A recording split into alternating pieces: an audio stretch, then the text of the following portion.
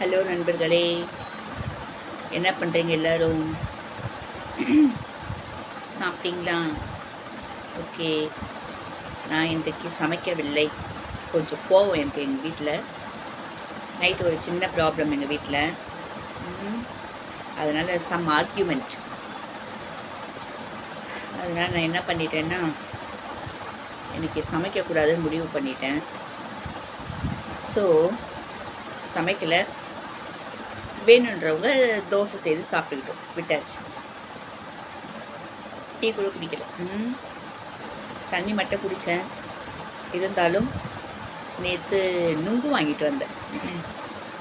சரி, அதை சாப்பிட்லாம் அப்படின்னு எடுத்திருக்கேன். எல்லார் வீட்லேயும் ப்ராப்ளம் இருக்க தான் செய்யுது இல்லை? ப்ராப்ளம் இல்லாத மனுஷங்க கிடையாது. சரி, அந்த ப்ராப்ளத்தை தூக்கி போட்டுட்டு அடுத்த வேலை செய்யலான்னு பார்த்தா முடியல. மனசு ரொம்ப கஷ்டமாக தான் இருக்குது.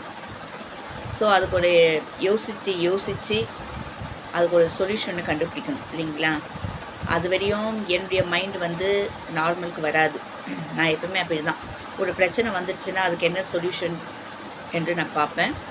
அதை எப்படியாவது சால்வ் பண்ணணும், எந்த வகையில் அதை சால்வ் பண்ணணும் அப்படின்னு கொஞ்சம் யோசிப்பேன். அது வரையும் நான் அதிகமாக சாப்பிட மாட்டேன். ரொம்ப மைண்ட் அப்செட்டாக இருப்பேன். யார்கிட்டையும் அதிகமாக பேச மாட்டேன். ரூமுக்குள்ளேயே இருப்பேன். தனிமையை விரும்புவேன். அந்த டைமில் வீட்டில் பிரச்சனைன்னு வந்துடுச்சுன்னா கொஞ்சம் ஸ்ட்ரெஸ் ஆகிடுவேன்.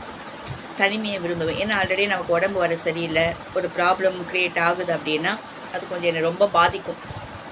மனசளவுலேயும் சரி, உடல் அளவுலேயும் சரி பாதிக்கும். அப்போ அந்த டைமில் அதிகமாக யார்கிட்டையும் நான் பேச மாட்டேன். தனிமையில் இருந்துருவேன். கதவு லாக் பண்ணிவிட்டு தனிமையில் இருந்துருவேன். யாருக்கும் பதில் கொடுக்க மாட்டேன். எதுக்கு தேவையில்லாமல் பேசிக்கிட்டு சில நேரத்தில் அப்படி தான்.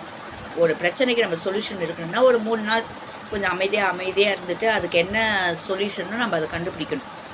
அது என்னுடைய மைண்ட் செட். என்ன வரையும் நான் பேசிக்கிறேன். நான் அதிகமாக யார்கிட்டையும் பேச மாட்டேன். அந்த டைமில் ஆர்குமெண்ட் பண்ணிவிட்டு விட்டுருவேன், அவ்வளோதான்.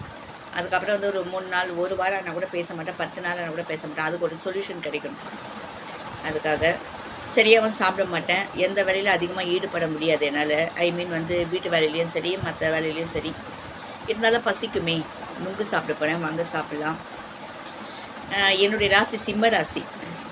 இப்படி யோசனை பண்ணிகிட்டே நுங்கு உடிச்சிட்டே இருக்கும்போது சிம்ம ராசிக்கான ரகசியம், யாரும் சொல்லாத ஒரு ரகசியத்தை நான் சொல்ல போகிறேன் அப்படின்னு யூடியூப்பில் வருது.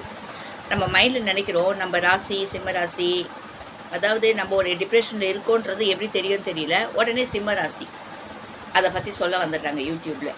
ஆக மைண்டில் நினைக்கிறது கூட யூடியூப்புக்கு தெரியுதா என்னன்னு தெரியல. ஓகே, நான் இன்னும் அதை போய் பார்க்கல. அது வேறு பார்த்து நம்ம குழம்பின்னு இருக்கணும் இல்லைங்களா? வாங்க சாப்பிட்லாம். இன்றைக்கி ஃபுல்லாக சாப்பாடு செய்ய மாட்டேன். என்ன